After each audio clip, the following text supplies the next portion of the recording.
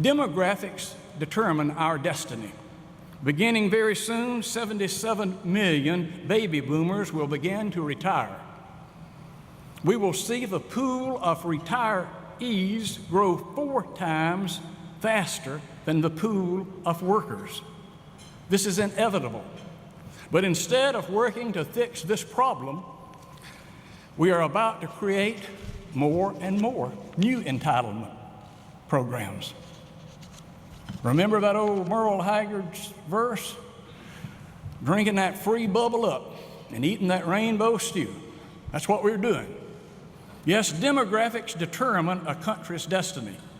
That is why, for the first time in this great country's history, the White House will administer the next census. Another proclamation from on high. Now, I'll tell you something. These folks may not can count money, but they sure know how to count votes.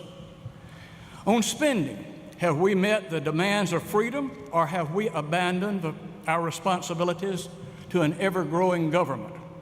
Just when was it decided that the family's budget is secondary to the government's budget? A family, in order to say yes,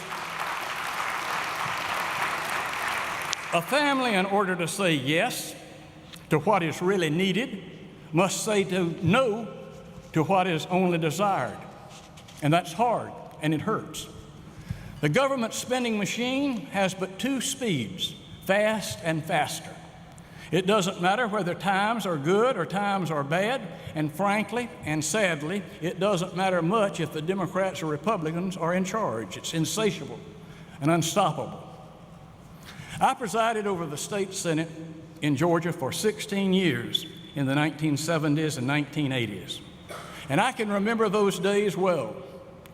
Sadly, it appears to me that we are about to repeat those mistakes of the 1970s on a national level. And I'm not talking about those hideous pale blue leisure suits that some folks used to walk around in, or that disco music, or 8 tracks. No, I'm not talking about that. I'm talking about the economic malaise, as President Carter called it, of that lost decade. Remember, the America of the 1970s had high taxes, high regulation, high interest rates, loose money, substantial federal intervention, and a lot bigger spending. Then that was reversed in the 1980s when America had lower taxes, lower regulations, lower inflation, lower interest rates, tighter money, limited federal intervention, and somewhat less spending. As we sit here today in this room, I ask you, in the midst of a severe recession, which formula should we be following? Which path should we be taking? The way that I remember it was that during the 1970s, this nation had 4 separate severe recessions between 1970 and 1982. Since 1982, we have had 2 mild recessions in the 24 years between 1983 and 2007.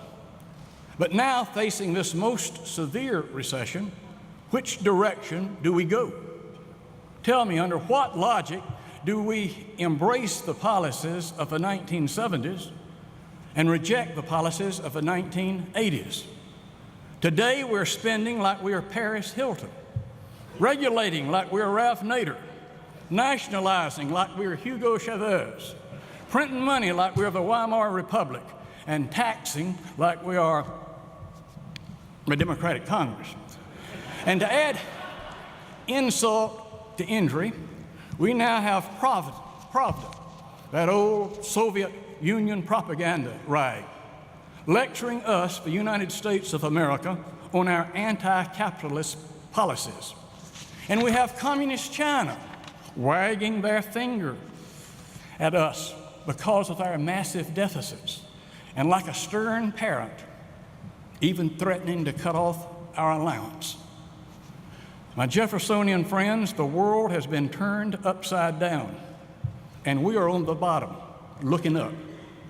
Unless Congress shows some common sense and budgetary restraint, the abomination is on its way to becoming an abomination. Look it up in Webster's. More than one historian has pointed out that world democracies have lasted only until the voters discovered that they could vote generous gifts for themselves out of the public treasury. How far away are we from that happening when we have a government that simply cannot balance political commitments with economic realities? 3 huge surging entitlement programs, Social Security, Medicare, and Medicaid, now make up half of federal spending. And instead of first reforming these costly entitlements, the presidents and the Democrats in Congress are about to add even more entitlement programs, which will take us far beyond the tipping point, where the tax eaters will outnumber the taxpayers.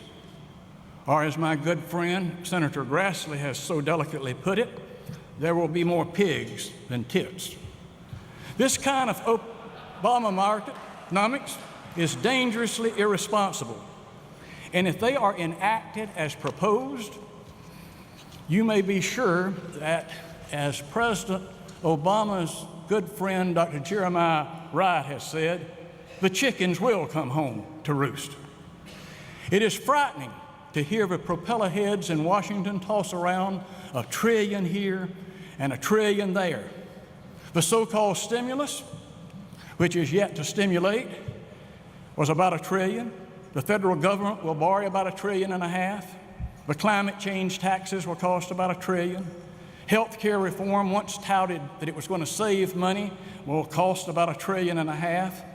They throw around trillions like you and I treat a dollar.